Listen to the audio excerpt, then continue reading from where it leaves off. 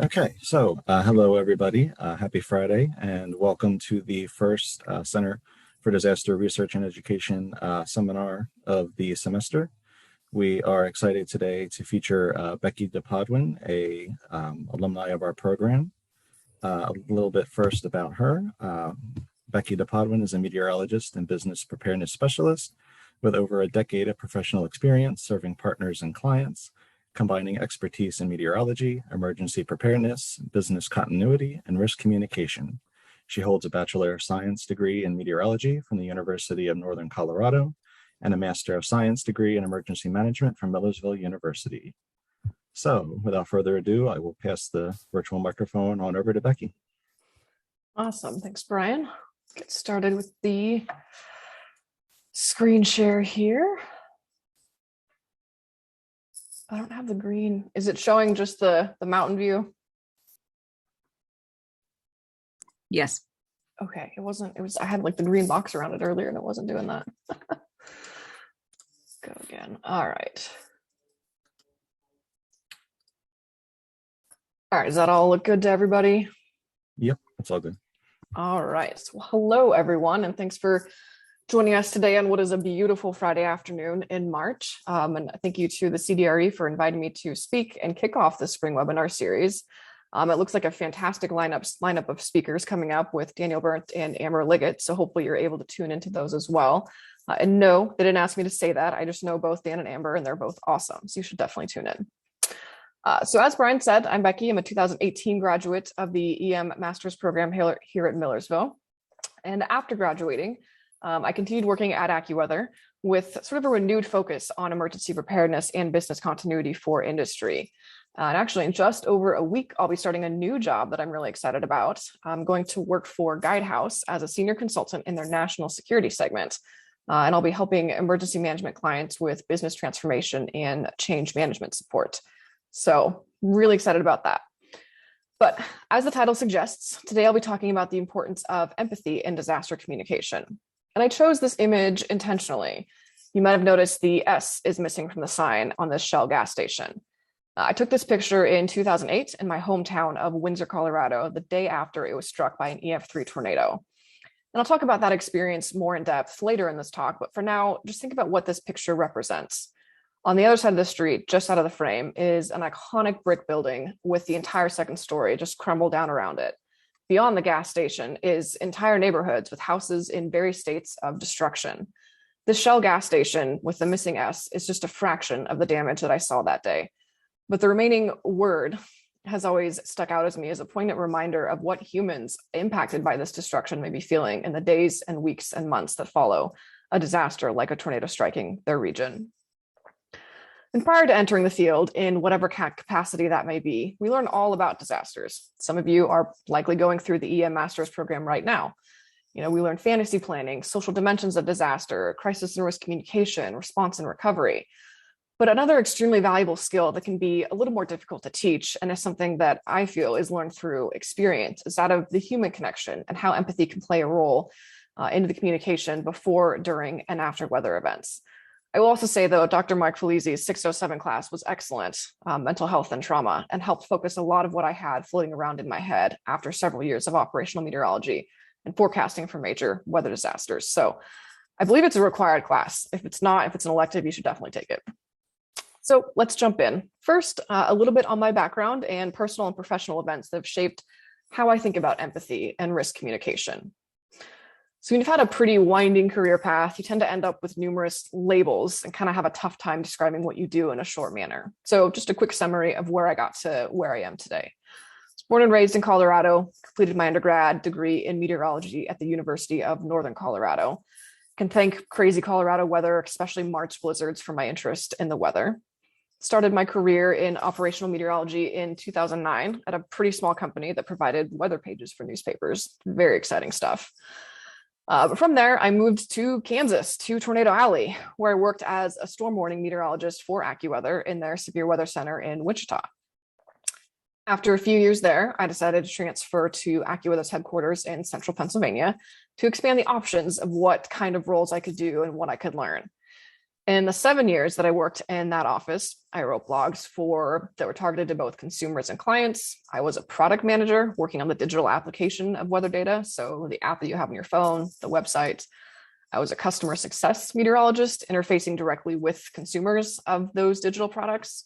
I worked as a content marketer for business to business. And I also worked directly with clients to understand their needs and familiarize them with the services that we were providing.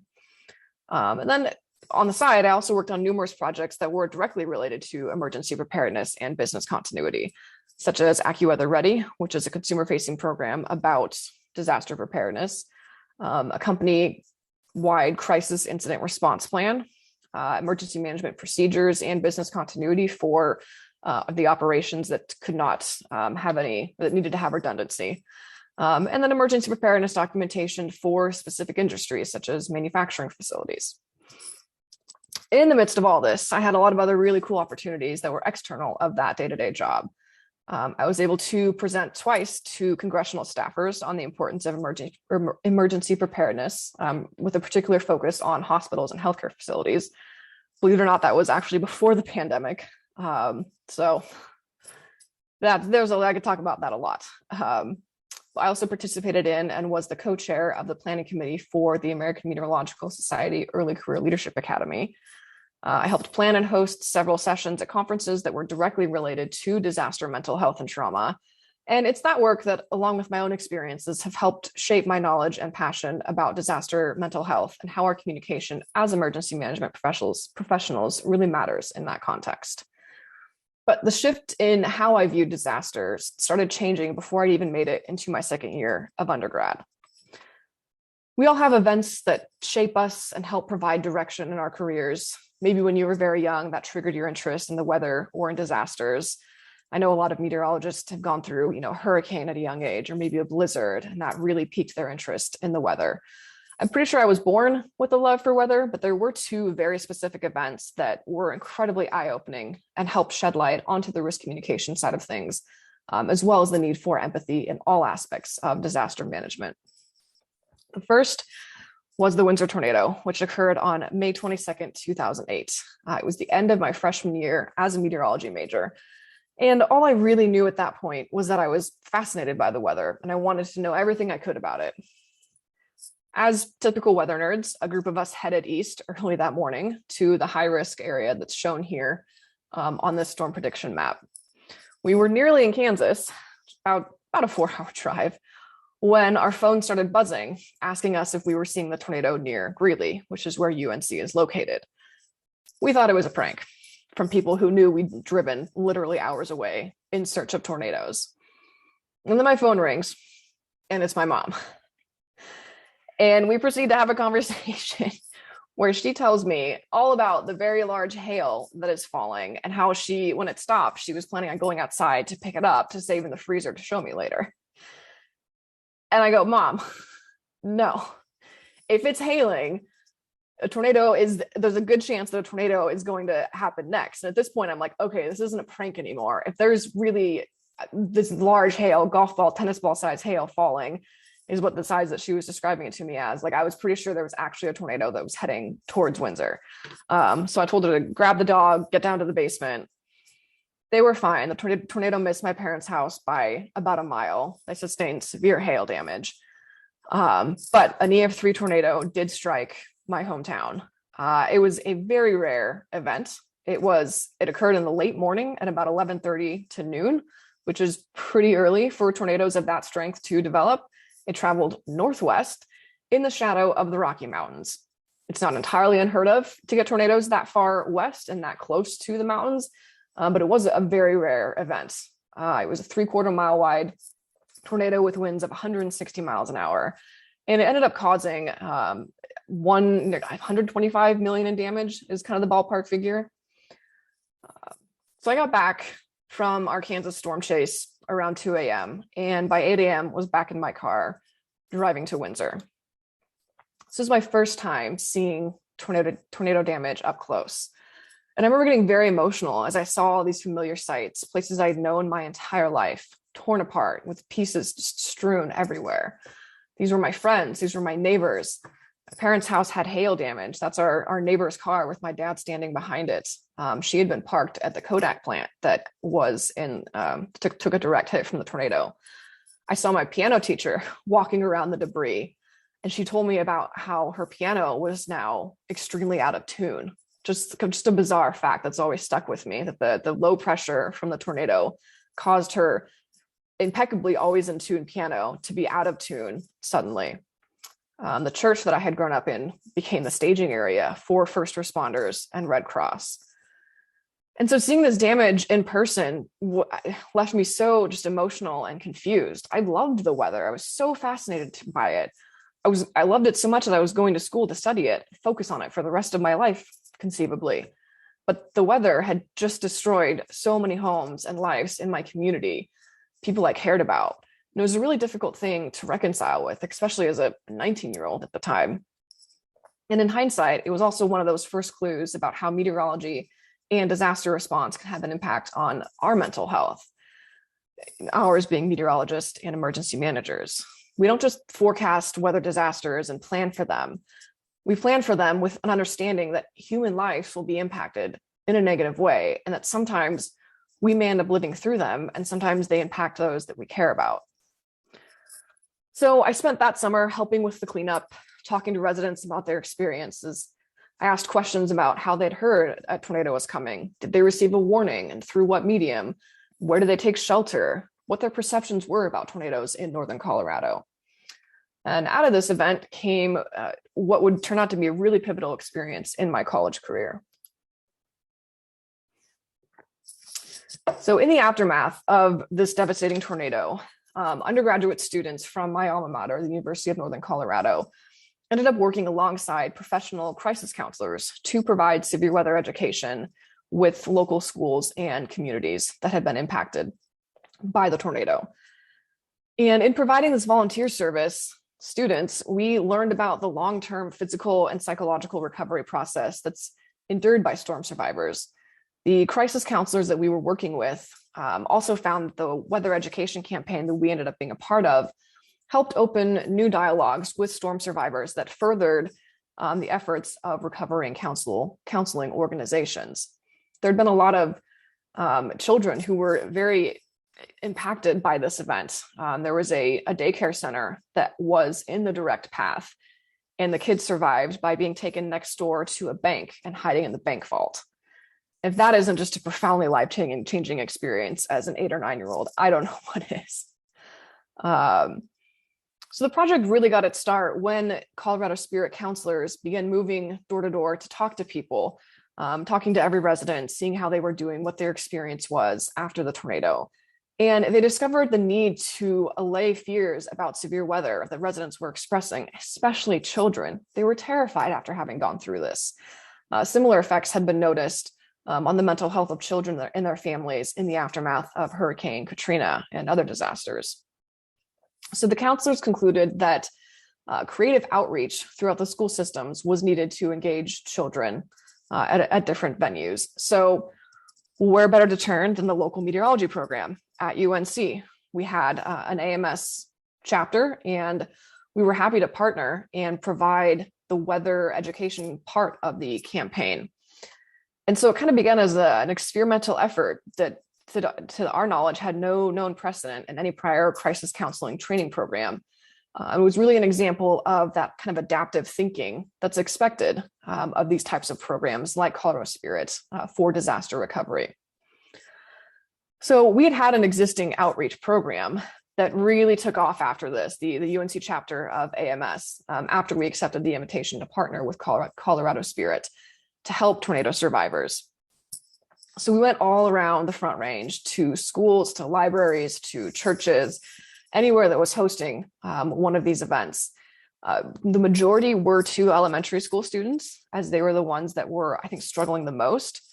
But some were tailored to more adult audiences. So we would kind of pivot the content a little bit. The children's presentations were much more interactive, good cloud, bad cloud, really cool experiments, things like that.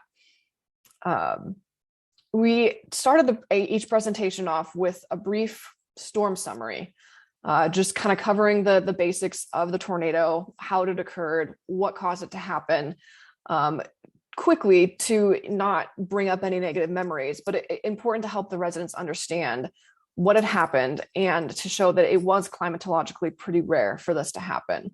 It wasn't something random. All of the meteorological factors were there. Everything just lined up right for it to happen in that moment, but it's not super likely to happen again. And then we would go into a pretty lengthy discussion on weather safety. So whether tornadoes, winter weather, which is obviously very common in Colorado, wind events, lightning, flooding, all of this. We talked about how to stay safe, what to do ahead of time, how to have a plan, how to talk to your parents about having a severe weather safety plan, and just giving kids all the information they needed to feel a bit more in control, not of the weather necessarily, but of their reaction and response to the weather. So 2 quotes that were from students. I think one of these is mine. I don't know which one. These are from an article that was posted in the bulletin of the American Meteorological Society, but the text is a little hard to read. So here goes.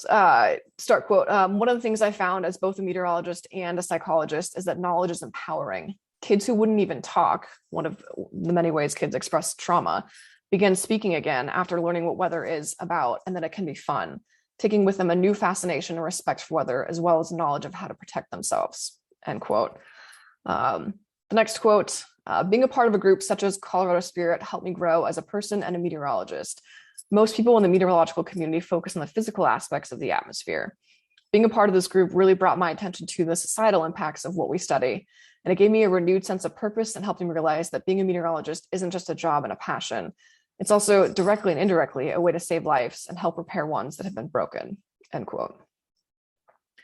I was involved in this program for the rest of my college career. 3 years spent giving these presentations to kids all over the Front Range. Yes, that's me with the black hair. Don't ask, it was college. But seeing firsthand how the information that we were sharing on the event itself, but also how to plan for severe weather, what steps these kids could take with their parents to ensure their safety in any kind of event was truly incredible. You could see the curiosity and the need to understand the weather, but also how feeling like they had that control over their actions before and during severe weather events gave them the sense of empowerment.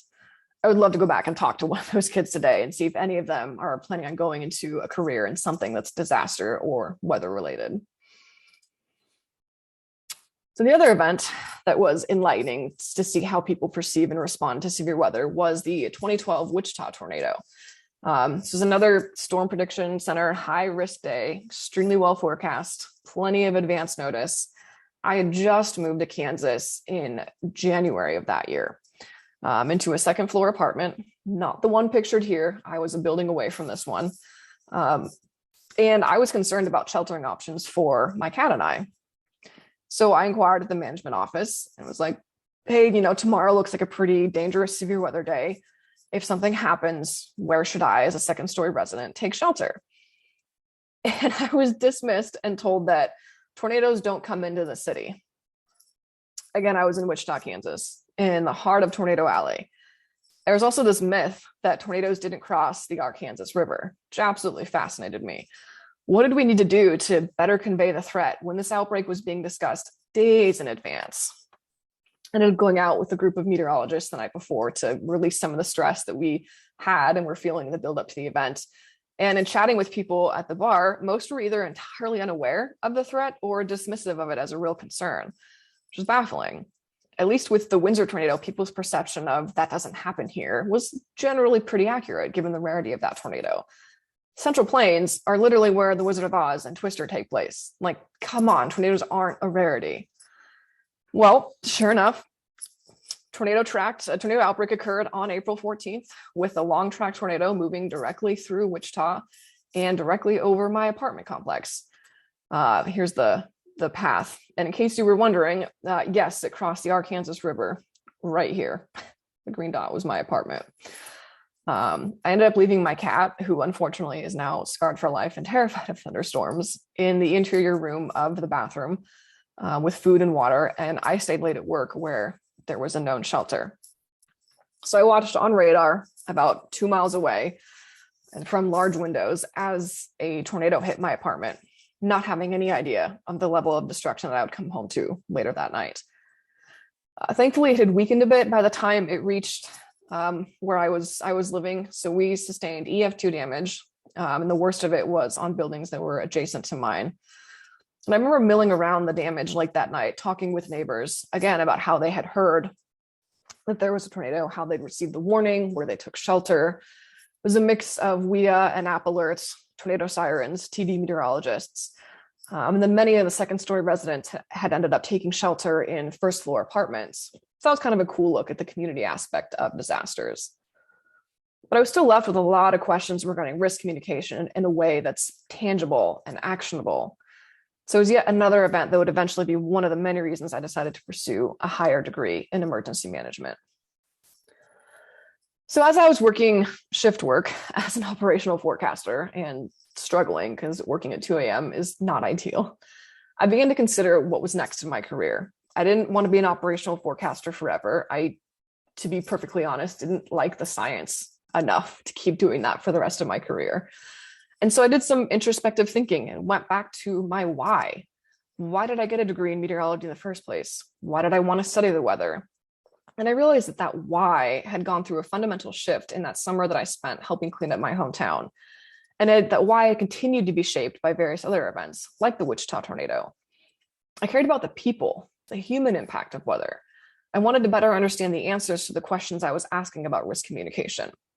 So after some research, I settled on emergency management as the degree that would provide me with a well-rounded perspective of disasters and what more I needed to know and could do to make a difference in helping people be better prepared.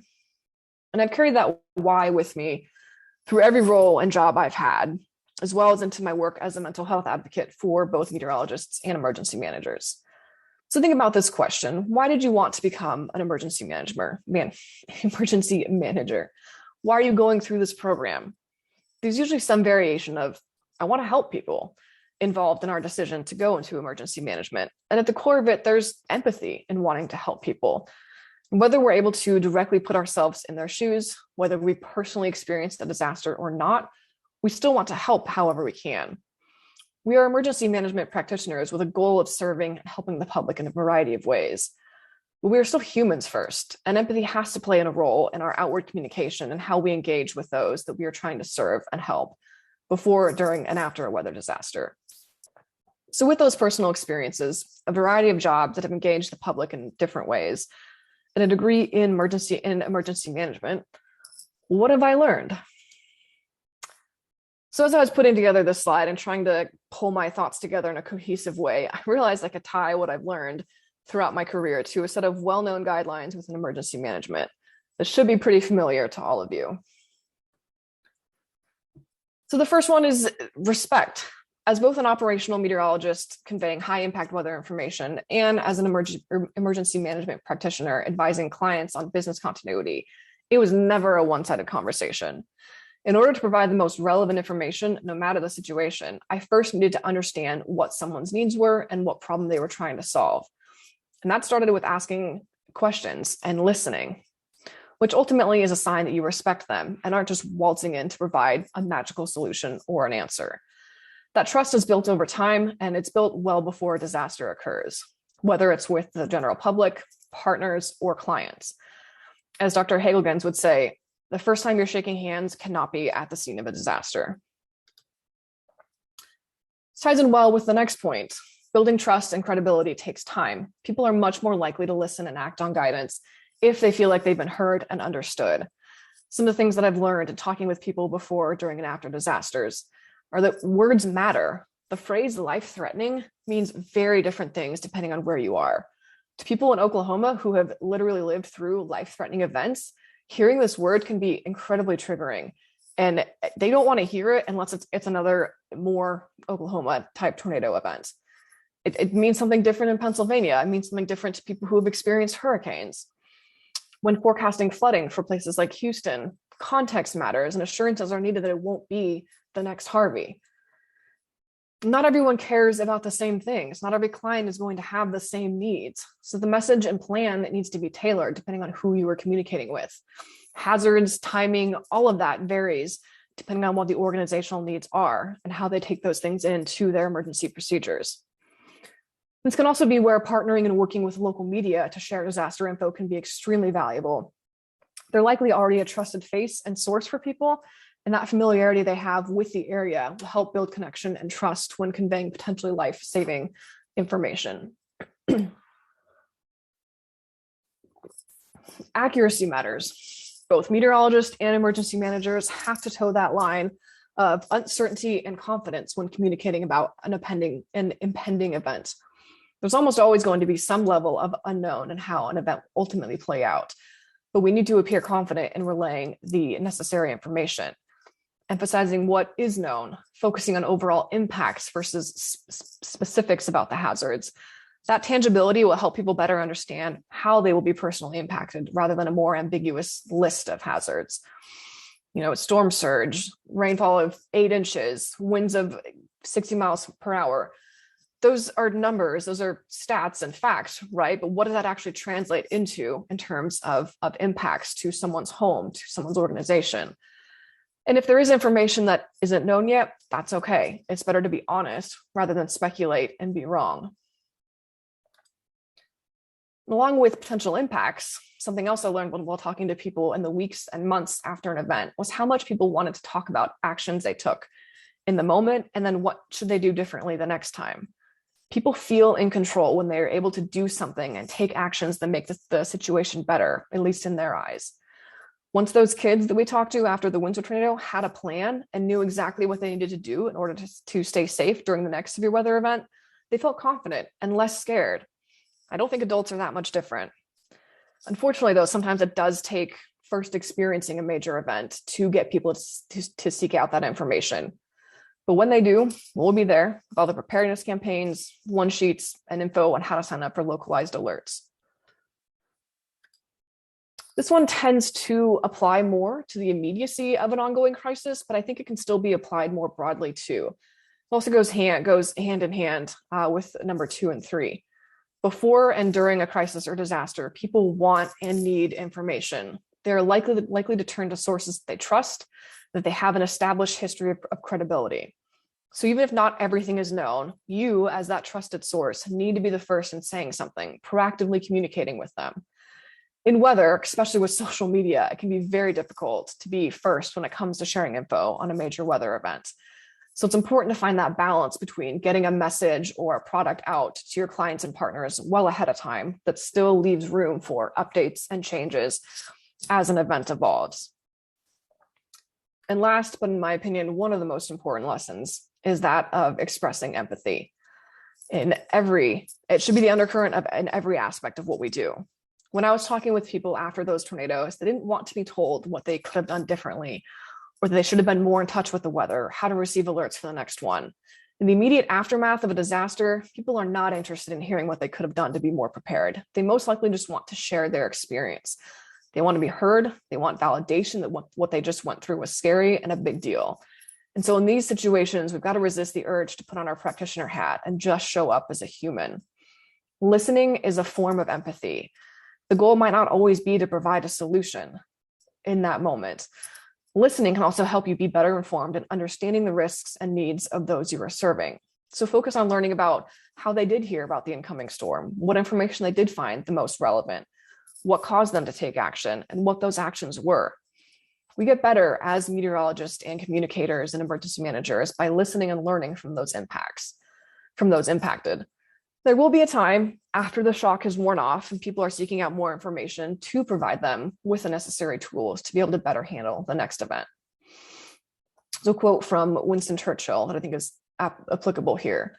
Courage is what it takes to stand up and speak. Courage is also what it takes to sit down and listen. And it's not always easy to sit down and listen to someone who is talking about a traumatic event. But if and when you do ever find yourself in that situation, summon your courage to sit down and just listen. So by now you've all probably realized what these lessons all tie into, which is the 6 principles of crisis and emergency risk communication. Still one of my favorite courses, and I look back at the books and my notes pretty often. And it's important to remember that those directly suffering a physical loss during a weather event are not the only ones who may be impacted. I'd be remiss here if I didn't have this last content slide in here.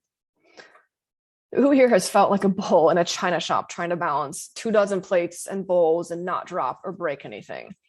A lot of you have probably felt like this nonstop for the past 2 years, unfortunately. It's kind of emergency management in a nutshell. Empathy for yourself is also a critical component of disaster management. Throughout the life cycle of a major event, we're all juggling a lot, especially when it takes place in our backyard. So just as it's important to have empathy for those impacted, we need to have empathy for ourselves and our colleagues and recognize the impact that a significant event can have on someone's mental and physical health. There can be this unspoken pressure to just keep it all together during a major event. And there's always going to be some amount of strength needed to persevere through a major event.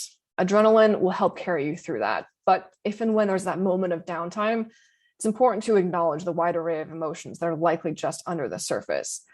It's natural to feel anger, sadness, to be overwhelmed, or just emotional in general. But figuring out what your tell signs are when you're stressed, hurting, or overwhelmed is key. Could be irritability, anger, fatigue, physical symptoms, any of those things. So once you notice those things occurring, if you can, try to pause, take a step back and away, even just taking a few deep breaths in and out, maybe popping outside for a brief moment. Taking that brain break is crucial. I know it's tough in our field to limit media coverage sometimes, but if it's possible to not doom scroll for the sake of doom scrolling, I'd recommend that. It can get very overwhelming just scrolling through Twitter during a disaster and seeing everything that people are talking about.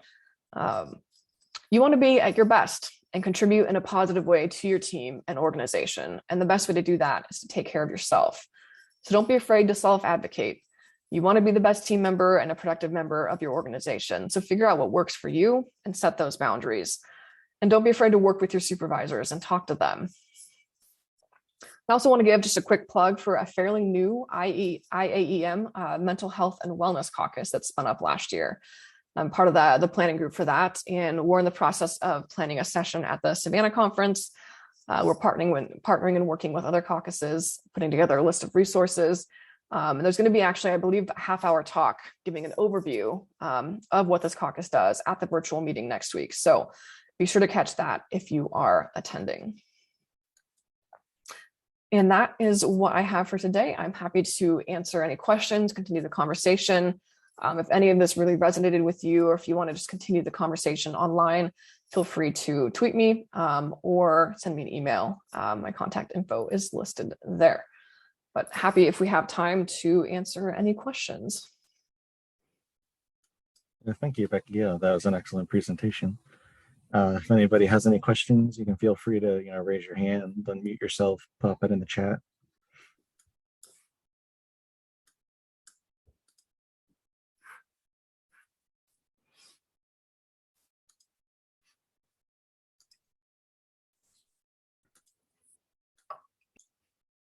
I can throw my info back in the chat if anybody needs it.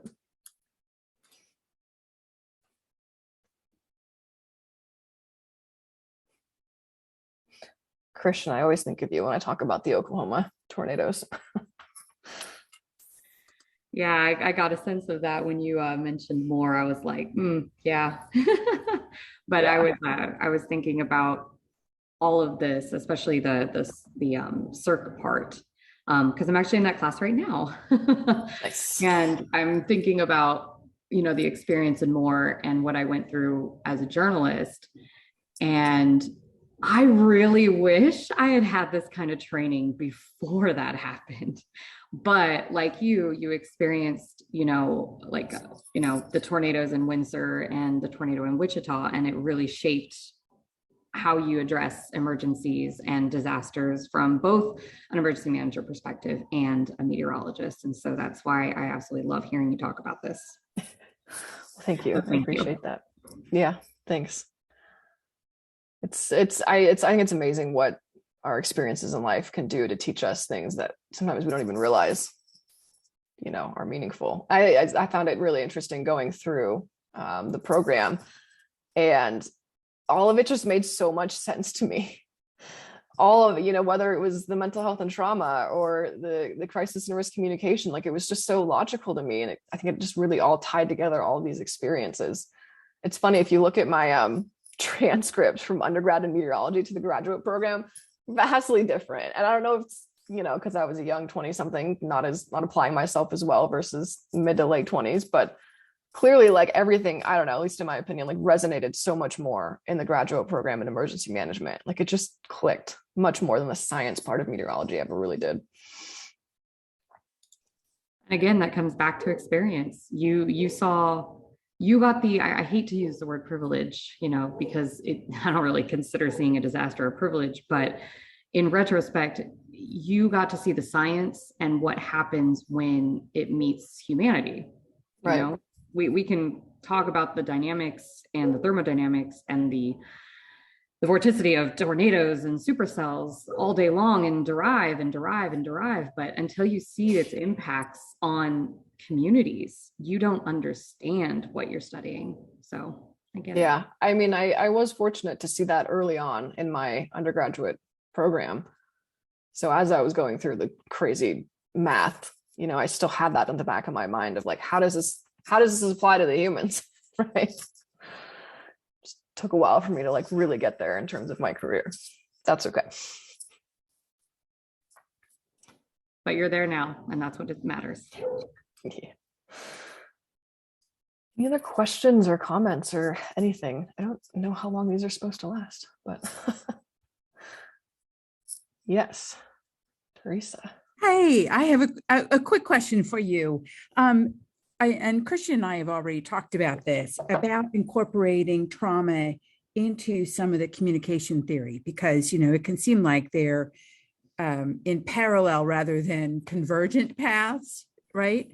That we do talk about, have empathy, but I don't know that any of our models really address empathy when we think about communication, if that makes sense. So I was wondering how you might add to some of that conversation. I mean, what does the understanding of trauma add to that conversation? And I'll just let you know that because we do have this dual degree program, I have had a social work student in the past who actually kind of embraced the discussion about trauma from the social work perspective in her kind of thoughts about developing guidelines for journalists who are talking to adolescents who have witnessed a trauma. In other words, as you know, many times to get the story, they're looking for witnesses. And she was especially concerned after the 2018 mass shooting in Florida and at the Marjorie Stoneman Douglas High School. And she was concerned about how journalists were approaching adolescents. So she developed some guidelines based upon that. And I wonder, again, if you have any guidelines that you would give people. So besides the CIRC principles, right, which are good guidelines to have, but what kinds of guidelines might you recommend for people that are talking to those who have experienced trauma? I mean, I think it just comes down to it being less about talking and more about listening. I think people want to talk in the aftermath of disasters. I feel like it's a need almost for some at least. Some it might be too traumatic to speak about, but I think a lot of people generally want to share what they've experienced, what they personally witnessed, what they went through. And so I think listening is just probably the first step, and being very cautious with the questions that you ask. Because I think some of those can be maybe a bit too pointed or bring up things that maybe they're not ready to talk about just yet. I think that's where sort of the empathy and a bit of just common sense and being able to read people comes in. And that can be hard. I think, especially coming from the meteorology side, like scientists aren't trained in this. They're not trained in psychology. They're not trained in how to deal with people who have just gone through the worst day of their lives. And I know, the National Weather Service is working on that and helping to get their meteorologists who are doing disaster surveys, the appropriate training before they go out in the field. So that may be a connection to make at some point, is the people working on that, maybe to bring into your class and talk about, what's worked specifically to get those meteorologists ready to go talk to disaster survivors. Because they do have to ask some questions about, where were you when it struck, and is this where you took shelter, and did it adequately protect you? But I wish I had better guidelines, but just Well, no, listening. it's great to hear you say that, because there is actually an international listening association, and there are some people in communication that do specialize in that very thing. So thank you for that. Yeah, and if we want to talk further offline about some of the stuff that I know the National Weather Service is working on, I can definitely put you in contact with the right people, because that I think is pretty in line with the question you were asking, is people who may not have, exactly the right training, but are being faced with people who have just undergone something traumatic, right afterwards, how to handle that. Thanks so much, Becky.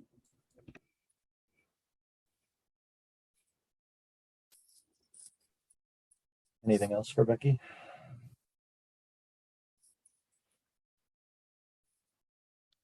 Well, I guess at this point, we will call it quits here. Thank you, everybody, for attending our first seminar of the semester. And our next seminar will be coming up on April 1st, featuring Daniel Burnt, who I see is also in the group here.